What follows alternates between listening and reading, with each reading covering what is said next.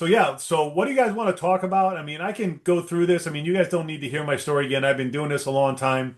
Um, I love to work. I really don't have any hobbies. I got three kids, like I said, and I'm married. I don't golf, fish, hunt, hike. I exercise every day.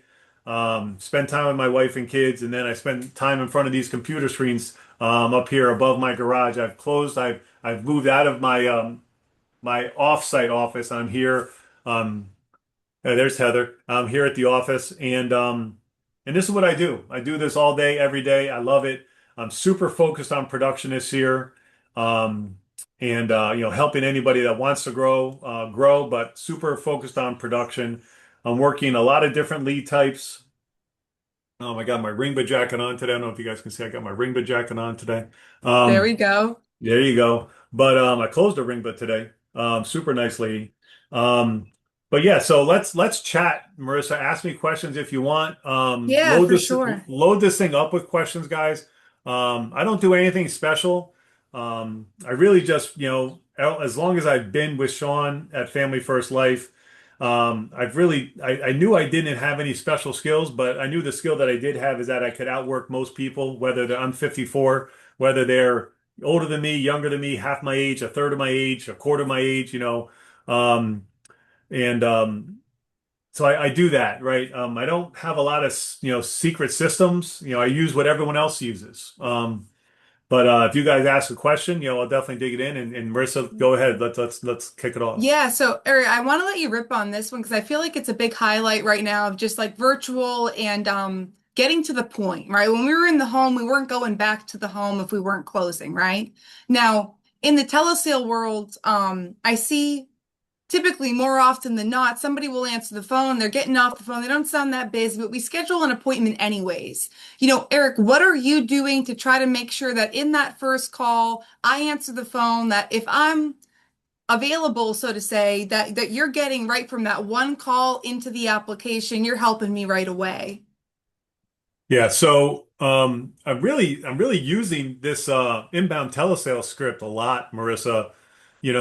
So like, after a few pleasantries, are we talking about life insurance or final expense coverage? Let's just kind of get down to it. And my job is to help you find an affordable monthly payment. Is that okay? And just, and go from there. Is this for you or for a loved one? And just get right into it. And if you're doing any inbound telesales, and I'm doing inbound telesales, I'm doing Go Truckers, I'm doing Go Final Expense, obviously my book of business. Um, but what's your height and what's your weight? I mean, let's figure this thing out. If there's so many like tipsters, online and stuff. Marissa talking about, you should never say how you doing or, how's your day going, and I still say that, it doesn't mean it's right, doesn't mean it's wrong, but like, I mean, I care because I'm a human, but I really don't care. Like, I want to make sure that, that I'm the one that helps you either make a decision to get a policy or make a decision that you no longer have to look for one. And it's okay if it's either one. I often tell clients that, like, if you're going to buy a policy today, I'm not going to retire. And if you don't buy one, I'm not going to quit. I really, like I'm okay either way, you know. So I think that's how I get down to business real quick, Marissa. And and I mean, there's hundreds and hundreds and hundreds of millions of people that live in this country. Um, so and I've heard Don Rogers speak by those like, is this your first time looking into a policy, or have you had one before? Do you currently have one? And if they already have one, or they've had one that they let lapse or whatever, then let's figure out what happened. And so that doesn't happen again because they're gonna die. They're gonna die. Someone's gonna have to pay. Let's get it figured out, as fast as possible, respectfully, nicely, kindly, and just go from there. Absolutely. And I think it's huge. You can be respectable and to the point at the same time. And Eric, that's something over the years I've seen you just master and not because like to your point, not because you're special, but because you work hard and you've learned how to connect with the client, but not in a way that you're going to get emotional if they tell you no. So I love that. I'm not going to, retire if you buy the policy. I'm not going to quit if you don't buy it. Now, in any world, right? Follow up is important, which leads to persistency, right, Eric? So like talk to us a little bit about maybe what your follow-up process looks like, selling virtually. Is that any different? Talk to us a little bit about that. Yeah, so when the call wraps up, let's say that I did help the person, okay, Marissa. I let them know up front that I'm going to send them a summary of this call via email and text, okay, so they're looking for that. I let them know that they're going to get their legacy safeguard paperwork in the mail, okay. LegacySafeguardUniversity.com. If you don't know, type it in. Someone can put the URL in the chat, Legacy Safeguard University. Everyone gets this, Marissa, for me, sale or no sale, just so you know. Everyone that I get an address on and an email address and a phone number gets this, sale or no sale. Okay. I get numerous sales a month from people that I didn't close, that I didn't follow up with, that call me when they get this in the mail, say, "Hey, I got that thing in the mail. Can you tell me more about it?" And then boom, it plugs in, right? Because it has these two little hard cards. Hey, Jesse, has these two little hard cards. You just happen to be right below me on the squares here. They have these two hard cards in there. People are going to open it up, and so everyone gets that, and then everyone also gets from me that I sell a policy to. I get these. These are like 48 cents. I used to use these in the home, Marissa, and these are magnets, these business cards, and so I have these pre-stamped envelopes. And everyone gets one of these, so they're looking for this in the mail. They can throw this up on the refrigerator, and and they and now they can't now I'm hard to lose, right? If I'm stuck on their fridge. So everyone gets those. And then I happen to use Lead Champ Pro. There's a lot of other great systems out there. I just happen to use that one. And I've used them all and they're all great. I just happen to use that one.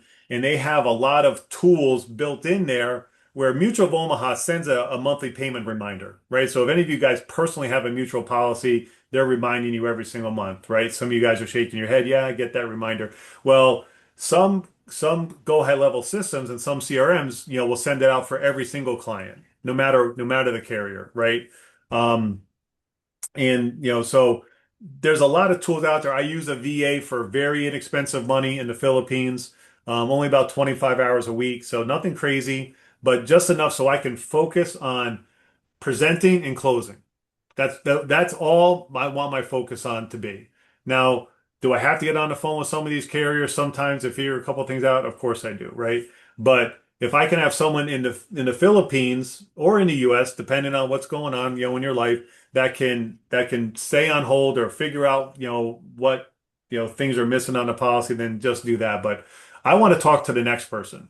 I'm more interested in that person than the other people. Now, I mean, I'll have my 6 month follow-up annual calls. I'll have my annual phone calls. But that's what I send out. So everyone gets Legacy Safeguard. Everyone gets my business card. I tell them to look out for the red cardinal that's on the envelope. I ask them to write it down, and my card's in there. I have people email, "Hey, I got your card, but I haven't got my policy yet." I'm like, "Well, I'm faster than the insurance carrier, It's because I'm going out to the mailbox and just putting a flag up and shipping it." And Yeah, so I use every tool that I have available to me, and I like to get a really good why from the client when we're having that conversation. So again, I'll kind of go to my little inbound script here. So there's this part on the inbound script, Marissa, where it says, "Now, God forbid, if you were to pass away tomorrow, who would you want to list as your primary beneficiary to receive your policy benefit?" I like it to be my spouse. Perfect. My spouse, Carrie, is my beneficiary. What's your spouse's name? Okay. Um, and I always like to give some information before I get information. So if they say my sister, perfect. My sister Lori is my beneficiary. What's your sister's name? My kids. My kids are Evan, Grace, and Sarah. They're my beneficiaries. How many children do you have? So I do have lots of different beneficiaries for all my policies, so that it's not all fibs. And I think I'm the beneficiary on my sister's policy, so there is some reciprocation there. But I always like to give information before I get information. So it doesn't feel like I'm just taking, taking, taking. There is some give and some take, if that makes sense to you guys. And then I asked this question, why is protecting, Lori? I know why it's so important for me to protect my wife with the policy that I have, but let me ask you, Marissa, why is it so important for you to protect Rami on this policy today? And then I just shut up and I let them talk. And when they're done talking, I let it go silent for a second. I just don't want to step on what they want to say. I want that to sink in with me on a personal level, and I want them to know that it's sinking in with me. And then I keep digging deeper. There's about half a dozen questions here that we ask, and you don't have to ask them all, but I ask them. Exactly, Dom. So, I just want to I really want to know that. And then I put those notes in my system, Marissa. And then when I email them and text them a summary of the call, it says right on here, why for my son William to make sure that when I pass away, boom, boom, boom, boom, boom, right? And if the policy ever does go insufficient funds or frozen bank account or free look or lapsing pending, then I can go back to that. Oh, another thing I do, credit to Team Robeson, is I do use Remarkable. Okay, I don't use paper anymore, so I do use Remarkable. And so when I'm done with the presentation, I not scan it because it's digital paper, whatever. I send it to my Go High Level and I upload it, and I always have all my notes there, so I can go back to that. Okay. So those are some persistency things. I mean, my persistency, I mean, no one's going to beat Kendall. I mean, his persistency is amazing. But, I get my thumbs up from Mutual. I'm in the green with Americo. I've sold just under 97,000 this bonus period to date with Americo. So obviously, I don't want to just, that's my bonus money. I just don't want Jeremy to keep it or Mr. Merriman. I want that bonus money, so I'm Gotcha. doing everything I can to stay persistent and using that work list. I don't know if you guys, if you either have someone to do it or you log on, like on that America portal to the right, like because you got your commissions and you got something else or work list, or maybe the work list is in the middle. But if you're never clicking on that, like that's good information. You should be clicking in there. Um, and I think I was on one of these Zooms. If you guys don't know how to save your application with Americo, we should have like a screen freeze on that, Heather or Marissa, where it shows you where to click that view form. So right after you click you click something and it says agree to terms and then it says view forms. And a lot of people probably just skip past that and are trying to get to the approval and move on to the next one. But that view forms is probably the most important button in the Americo application process because when you click that, then the PDF pops up. Nothing's redacted. You can save it as a PDF and either put it on a file on your computer or you could put it into your Go High Level. You'll have the routing, you'll have the account number, nothing's redacted. You'll have all the beneficiary information. So that's super important if you're a big Americo person. Um, No so yeah, doubt. And I just want to pause you real quick, Eric, because you just gave us so many good tips from like, okay, you send a summary text and email, right? yeah, Everybody gets legacy safeguard. Everybody gets everybody. a business card from you that has the red cardinal on the envelope. It's like an identification factor, if you will. And you're not scared to lose somebody, right? Meaning you still will enroll somebody in Legacy Safeguard because you know that their family might need it, right? It's a great, Mhm. great tool. And then you're also getting follow up on that because when they get it in the mail, it has all of Eric's information. Whereas Mhm. I don't send that to everybody. So I probably lose sales to Eric daily and they stay on the books because Eric's their guy for life. Eric already sent them something in the mail. Now we got the red cardinal envelope on the way. And then we have the CRM following up on it. Like at that point, guys, your client's rocking with you. That client is Eric's client for life. So I love that. And then in terms of like the give take, right? You're like, my wife's name is Carrie, what's your spouse's name, right? It's a little bit of like a little bit of giving and a little bit of taking. And I think that's a perfect storm, if you will, and it always works out. Now, Jaden asked a question earlier in the chat here. What's the biggest difference you notice between a top producer and a mediocre producer? What would those changes be in order for the mediocre producer to get to that next level? I think if you're at a mediocre level, and let's say you believe you're full time, right? And you're kind of stuck between that 15 and 30 number, right? Because I mean you're almost at a Hall of Fame producer if you're at that 30K number. But if that's like your ceiling, what are you doing to push through that? Um, I mean, how many hours are you really, you know, categorizing or taking inventory of the amount of hours that you're working, right? Um, so like this weekend, my son had a lacrosse game up in New Hampshire on Friday, and we just stayed over. And then we came back late Saturday afternoon. But like I didn't just plop down on the couch and watch the Masters, which, God bless you if you did. But I worked, Saturday afternoon and I worked Sunday from after church until like 5 or 6 o'clock. And I called every single one of my unresolved leads. Now, I got a lot of voicemails. I think I probably set a half a dozen appointments. And kind of most importantly to me, the people that did answer the phone, they were no longer interested. So boom, Mike, perfect. So I just, go to my thing, put them in a long-term text strip, and then I can move forward. I'm glad to get the people out of my system too. Um, so I think, making sure that, I mean, this is not a 40-hour week job. Not if you want to be, again, everyone's definition of a top producer is different, but I mean, if you want to be top 100 in this company, it's not 40 hours a week. I mean, can you get lucky 1 month or 2 months or 3 months and get a big annuity or get a gigantic, IUL that has a big target premium and stays on the books and, doesn't get hung up in underwriting or whatever. But I mean, I don't know if it was last year or the year before for Heather, but like she was on, I think she was 7 days a week until Hall of Fame was secured.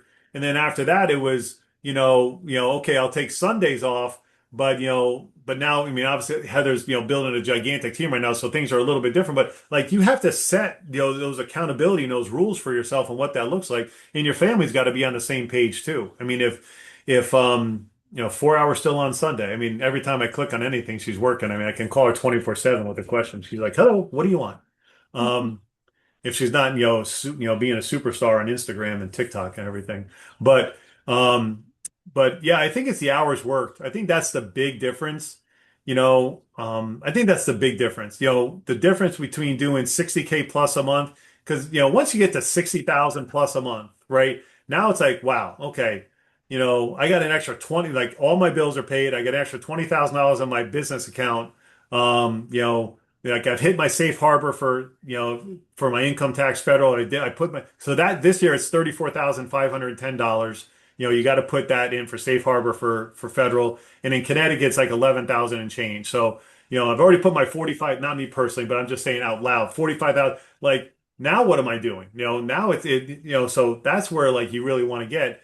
And because it doesn't take much to have a 40K month and all of a sudden have a 20K month and like what happened, But if you're like continuing, like if you're in shape, right? If you're in life insurance telesales shape, and I'm not talking about cardio, I'm not talking about bench pressing or any of these other things, I'm talking about being in life insurance telesales shape mentally, talking these 60, 70, 80 plus year old people on how to find the text.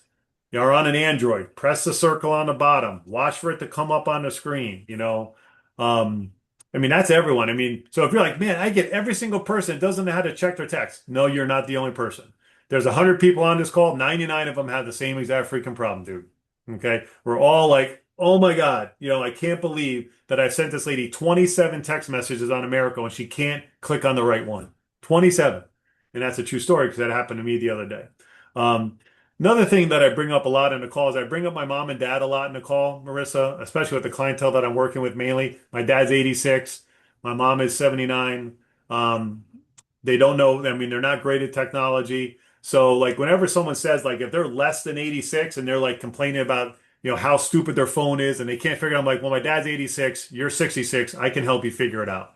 So I like to give these people some hope and so they're not freaking out. So I bring my mom and dad up a lot. I bring my kids up a lot and stuff like that. So Absolutely. cool. And Eric, I hear you say that, and it makes it so much more personable too, right? When you can honestly be like, my dad's 86, like, hey, if I can help him with the phone, don't worry about it, Mary. I got you. You're only 65. Like, let's do this, right? It gives them also like a seed of like, okay, he actually has my best interest. He's gonna walk me through it. He knows how it is, with his dad, with his mom, right? So I Yeah. love hearing you relate to people. And I think that to be honest, I can speak for myself, Eric. I don't do a good enough job of relating my family, so to say, to the client. And I hear you do it all the time. And it's like, I'm like, wow, like I'm buying from Eric right now. And it's not It's just, a little bit of a slippery slope because you can't go down that rabbit hole and all of a sudden like you're 25 minutes into talking about the barbecue that you have going on next weekend. So you have to have your bumpers and know like, your governors and stuff like that. But like if you do it often enough and you just kind of sprinkle it in, not just pour it over them, then you're good. So, but Right. I talk about, talking to my dad every single day for like 3 to 4 minutes. And, I tell him to go to bed early and he says, I'll go to bed when I want. And I said, okay, Dad, I love you. I'll talk to you tomorrow. And like people love to hear that, because either their kids are doing the same or they wish their kids did that. And they love me because I do that. I do that every single day. So, Love that. so Just like a that little sprinkle, a little taste. Yeah. And then you keep moving. a little bit on the script, Dom, but we can talk more about it. We can talk more about whatever you guys want. Yeah, and up here, Jackson had a question about what would you recommend a new agent who's struggling with the mental side of the industry that this throws at you coming from a W-2 position to 1099? Yeah, so if you're a really emotional person already, it's going to be difficult for sure. Because there are, really high highs and really low lows on this thing. Um, So I don't want to be like, expect the worst and, and don't get, but, it's going to be difficult, and you're going to have a lot of reps to build up that thick skin, Marissa, where people are not going to be like, because people are going to tell you to go kick rocks and you're going to be like, you know what? How far do you want me to kick them? How far did you kick yours last week? But again, don't get too hung up on these people. I mean, there's lots of leads out there. If you are new, the person that helped you join this industry or in this company, I would ask them for as many leads as you possibly can. Send me an old spreadsheet just so they can work through them and start working up that thing. And I heard John Wetmore say this a lot. He's like, "Hey, bring me 20 objections and then we can talk." Don't bring me three. You didn't make enough dials if you're only bringing me three objections.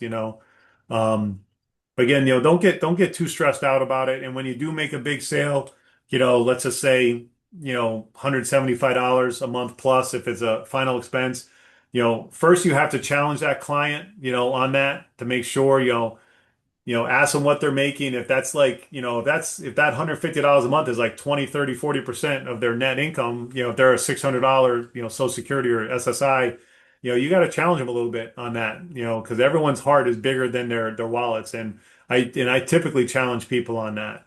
I let people know that, we can definitely help you later. Let's find something that's, definitely something that you can maintain today, because a policy that you can't keep, and, I learned a lot of this from Dom, it doesn't help anyone. It doesn't help you. It doesn't help, you're just giving the money away at that point. Like if you keep the policy for 3 months, why don't you just go outside and just burn the money? I mean, if you're going to cancel it in 3 months, what's the difference?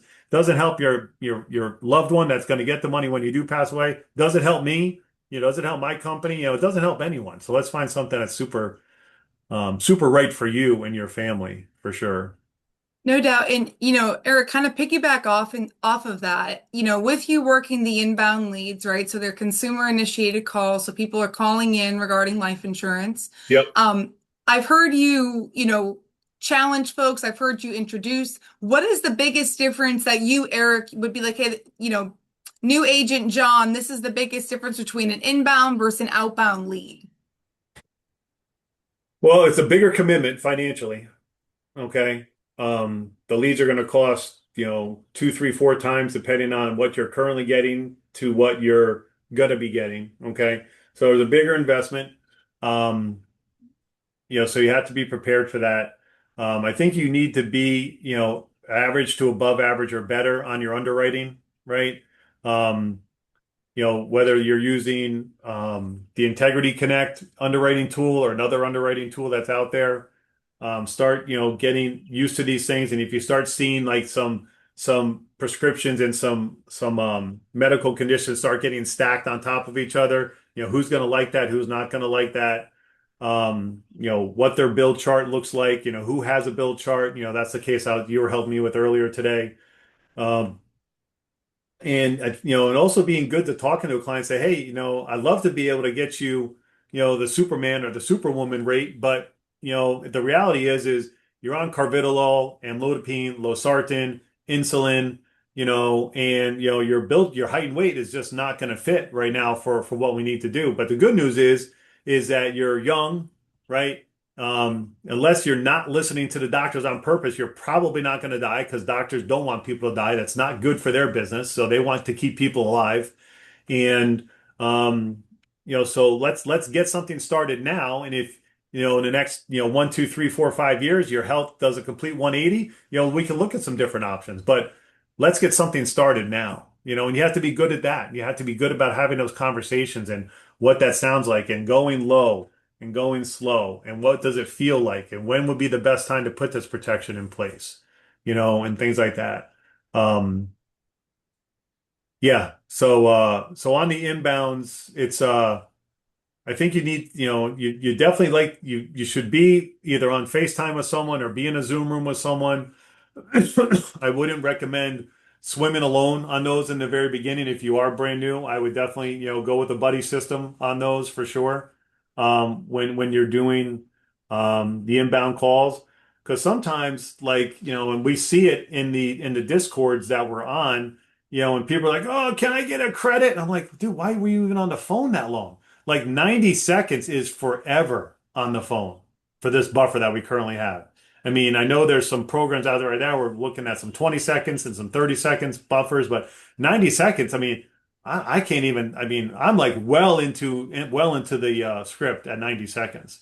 Um, Eric, for sure. And I know with the inbound system, like the more calls you take, so to say, right? Like the better it's going to be for you long term. Now, what are some of the things that like Eric, you're spitting out, like you said, but by 90 seconds, you're already into the conversation. But like, what are those things that are going to maybe disqualify the lead, like early on? we need to be speaking English that we can both understand. They need to be able to understand me, and I need to be able to understand them. Now, they might speak a form of English, but if I can't understand it, then I'm not going to be able to help them. Okay. Obviously, they have to be in the right state. They have to be the right age. Um, they have to understand that it's not free. Okay. And when I mean free, like someone said earlier today, well, I'm looking for the $15 program. I said, oh, I think you may have called the wrong you're looking, that's not my department, Um, we just have to be real with that, And there's certain thresholds of billable calls that you need to take, right? So you'd have to stay compliant with your publisher, your vendor, whoever you're working with on inbound calls. But you have to keep taking them, and you have to, in those it's more like those first 20 seconds. And Don did a great job talking about it wherever he was last talking about that stuff. But like if someone says, so like when I say, well, what is your resident state and what is your date of birth? And they're like, oh, well, I'm in Lawrence here in Kansas and I'm 82. I'm like, okay, that's not what I asked you. I'm thinking that's not what I asked you. So I have to reframe it. Got you, Marissa. What state are you calling from and what is your date of birth? And if they can't answer those questions the way that I'm asking them, then I just don't know if they're going to be able to get through the rest of the application. I mean, this is basic stuff. And if they're struggling with, their date of birth, then it's probably a disconnect for me, no disrespect to them, it's a disconnect for me. Um, if they say they're calling, if I say, are you calling for yourself or a loved one? And they say a loved one, I'm like, perfect. Can you put them on speaker so I can hear their voice? Well, they're not here. Got it. You're going to have to call back. Okay. If their TV's too loud, if I can hear the TV better than them, you're going to have to turn the TV down. You'll have to call me back. And I hang up on them. You know, if they don't know enough to turn the TV down before they call me, then we're probably not starting off on the right foot. But again, I'm staying in line with the parameters of my billable calls, right? And I've been doing them since February 4th. I don't want this to become an inbound, call, whatever, Zoom or whatever. But I am doing a lot of those right now. And I like that they're calling me. I mean, I've made outbound calls, not as many as Dom, but not as many as you, because you've been here a minute before me, but I made tens of thousands of outbound calls. So it's nice for people to call in. It was funny. Because when I get to my social security question, because that's always my last question I ask on that first page or second page before I move forward, I always say, before I ask the social question, I go, the next question here, Marissa asks, if you're a U.S. citizen, I'll go ahead and answer that one yes for you and go ahead and confirm your social. And I'm 95 out of 100. I get a social every time when I bring it down that way. Okay. And actually, the so that and oh, there's something else that I was going to touch on right there. But yeah, that's just for the social. I mean, like, oh, she said the person hesitated. And then she goes, oh wait, I called you. Oh yeah, yeah, my social is 1 2 3 4 5 6 7 8 9. Because she like thought like because she must have, she's like, wait a second, I called you. Why wouldn't I give you my social? Yeah, it's 1 2. She just gave it to me. Actually, she remembered that she actually called me. So um, what else we got? For sure. So, Eric, I'm sure you've gotten calls or rather emails from the insurance companies. You wake up, I canceled my policy, right? I called Ooh. America, I canceled. How are you calling me as my agent, or what does that look like from a back end standpoint? I think if you're not attempting to save it, you're not doing your job. Saving, I mean, selling over the phone is hard enough. Saving over the phone is even more harder, right? We used to say, hey, when we were face to face, Marissa, you and me and Dom and everyone else that we were face to face, like you got to go back to the house. I mean, you're not going to be able to save it over the phone. So we try, that's why it's important to get that why and why is it protecting blank so important to you and what would it look like, if we didn't put this protection in place? Would they have the funds to take care of their final expenses? So I think you have to, that's why it's important to take just such good notes during that thing, so you can go back to it. So I think without that ammunition, it's going to be really difficult for you to even have an attempt of a save. It's really important to get the beneficiary's telephone number.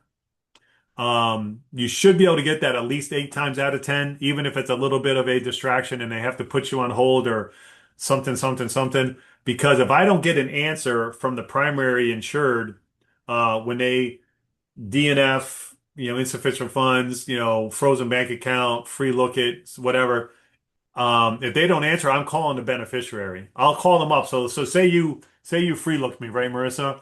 I'd be like, Yep. hey, Marissa, this is Eric from the customer care center at Americo. Looks like you made some changes on your policy. It's super important that I talk to you before the end of business today. If for some reason I don't hear from you, don't worry. I'll be calling Rami just to make sure that everything is okay. And then I'll text the same thing. And then they'll either call me back because they don't want me calling the beneficiary because maybe the beneficiary doesn't even know that they were the beneficiary or whatever, but I will use it as leverage. I love that. And Eric, you typically get, like you said, call back, text back by the end of business day. I mean, and not every time, but I mean, I definitely get more than not doing it at all, you know. Exactly. That Yeah, part. That yeah. part, But right? that's the emotional thing too, because America typically, before you wake up, you get those things like, oh, Jesus Christ. Now, sometimes well, I hope it was Corey. That's because I see Corey at the top of my screen. Hopefully it was Corey that canceled, but hopefully it wasn't, Lori and Steve because those were those policies. I want to keep those in the books. But, people are going to steal from Walmart. People are going to cancel the life insurance policy. It's just it's a circle of life. It's just going to happen. Right, for sure, for sure. And Eric, in I guess in opening, right? Like the first 15 seconds, you can make it weird or you can make it, nice and smooth. Like Eric, what does that usually sound like for you? And like how have you, I guess, like viewed yourself over the years so that it doesn't sound awkward or weird? Well, with inbounds or just in general? In general, all calls. Yeah. Um, I really try to talk with, with an even tone, my voice inflection. I like to be sitting up straight. Sometimes it's getting toward the end of a long day and you're slumping in, so clear your throat, sit up straight, have the right posture when you're sitting there, act like you're sitting there with your client because you're not going to be like lying down on a couch with one hand on your arm and the other phone on TikTok, scrolling, waiting for people to pick up. Like you have to be engaged, right? And but I think you have to enunciate well. If you expect people to enunciate, then you have to enunciate. If you're gonna, have your words garbled and marbled and talking really fast, like you have to, and again, that's why it's important to have as many reps as possible, Marissa. But you want that sounding, you don't want to sound too starchy, you want to sound friendly. Um, and there's a lot of different people online with different techniques, um, different tones, up, down, downtown. You hear Jeremy Minor talking about it a lot and stuff like that. But I think it's important to be you, but you have to keep it business-like, but not too starchy, for sure. Um, you want to give the person confidence that you can help them. Like there's been some inbounds, people like, oh, the last four people hung up, and I'm like, that's probably why they sent that call to me. Marissa, I'm the senior underwriter here at the center, and I'm going to be the one that's going to taking care of you. No one's going to hang up on you today, and I'm the one that's going to be taking care of you. And they're like, phew, thank goodness, because there's a lot of other IMOs that are doing these calls, um, but they're I feel that that's a little bit of a breath of fresh air for them when they find out that, I'm the senior underwriter, I'm the one that's going to be taken care of. That's probably why they sent you to me. And I can use that same framing if they're like on Social Security. I'm like, are you on Social Security? Yeah, that's all I get. That's probably why they sent you to me. I really only work with folks that are you on a fixed or tight budget? Yes, I am. Perfect. That's probably why they forwarded the call to me because I specialize in working with those clients. And it just gives them a little bit of sense of peace that I'm the one that's going to be working with them. For sure. And I think that, like you said, you can reframe that however you need to, but like that's probably why, you came across my desk as final resolution. That's probably why they sent the call over to me. You won't be getting Yeah. hung up on today. It's that breath of fresh air, right? That the client kind of needs, so to say. hmm But Love again, that. that's after our age. I mean, our date of birth, right? That's after our state. That's after, and I do say the question a little bit different, and I've been playing with it, and it's not against the rules, but I'll say this is Eric Schmidt, blah, blah, blah. And if they say, they're looking for the life insurance, I say, great, I can definitely help you find an affordable monthly payment for you. Is that okay? And just for whatever reason, just kind of moving those one little word around, it's again, I don't know, it seems I'm getting to the next step, it's flowing a little bit better. Or they're saying, ooh, this is a monthly payment, they're removing themselves from the equation. Right, right. So you're able to Yeah. get that out right at the beginning. Love Yeah. that. And then, I mean, Eric, you talked a lot about building value, having essentially like your ducks in a row. Somebody calls you back. My beneficiary was Rami. You're able to kind of take a look at all those different moving pieces. And I think at the end of the day, it all kind of everything ties together, right? Whether, you're working, you're not working, right? Eric's working, guys. Like Eric just talked about working on Sundays. And like Eric's been in the business for a long time. So if you're just stepping in or you're here and you're not getting the results you want, like I worked Sundays for a long time too. I'll still work Sundays. Sunday's a great day to work. If I can't work Saturday, I'll work Sunday. It's about like being able to take your schedule, guys, and remold it to what you need. But just like Eric said, 40 hours a week in insurance, yeah, you'll make money, don't get us wrong, but you're not going to be issuing 60K a month. And what I will say is, guys, when I first got started, Ticket for Billy Chandler. I had the opportunity to sit essentially next to Eric, in an office. And and Eric, I told you this before. I was like, Eric's selling his friends and family. Like Eric's first month, I was like, he must be selling his friends and family because he wrote like 70 grand that month. And I was like, he must be writing his friends and family. No, he was just working harder and smarter than I was at that time. And it didn't take me too long to realize, oh, Eric's in the office over and he's just on a roll. And I'm sitting here listening to him through the wall, right? Like, that's the difference is Eric's working and I wasn't. So guys, if you're going to compare yourself, which I don't recommend that you do, but compare yourself to you. Ask yourself, what were you doing last month that you're doing better this month? Or what are you doing this month that you have to, stop doing or do more of? Because quite frankly, it always comes back to activity, reps, and being able to make those small changes like Eric talked about quite a few times in this call today to just be able to get to that next level. And it all comes back to confidence. If you're working 80 hours a week saying the same thing, you're going to be so confident saying that. It's like nobody could tell you nothing. You're going to wake up sound like Eric on the phone and you're going to be like, oh, wait, Eric didn't write all his friends and family. Eric was just working 3 times as hard as I was. Now I see it. Now I see it.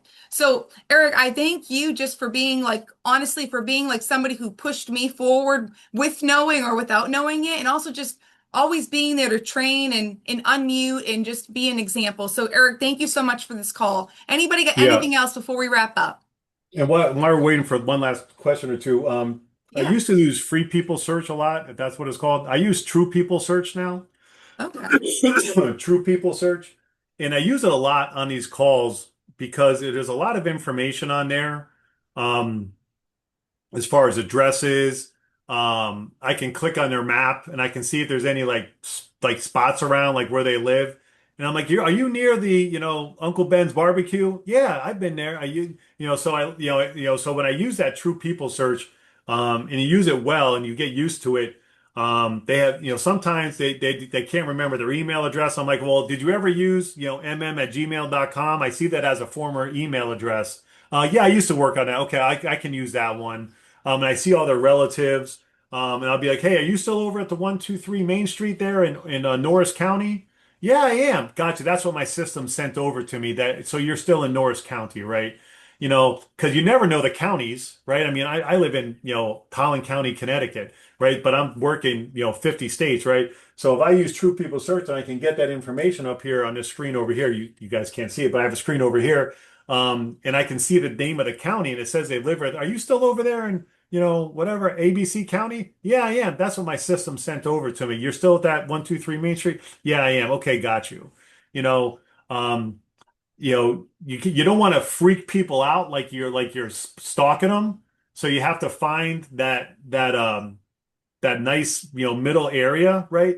But if you use it properly and you're bouncing back and forth in between it, and you say, "Hey, is that old information? Or are you still over at the Norris address in ABC County?" No, I'm still there. Gotcha. That's what it, the system, popped up on my screen, so you have to find that right spot. But and that's whether you're doing, outbounds, inbounds, book of business, all that stuff, asking for referrals, all that great stuff, but ask that golden question, right, Jesse? You'll be surprised, how often, Uncle Joey that lives out on lot 19 in Ocala, Florida, that has his uncle just left him 100K and he doesn't know what to do with it.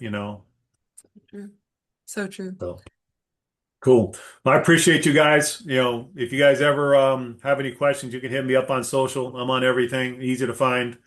Just look for the big bald guy, and I'll help you guys out any way I can.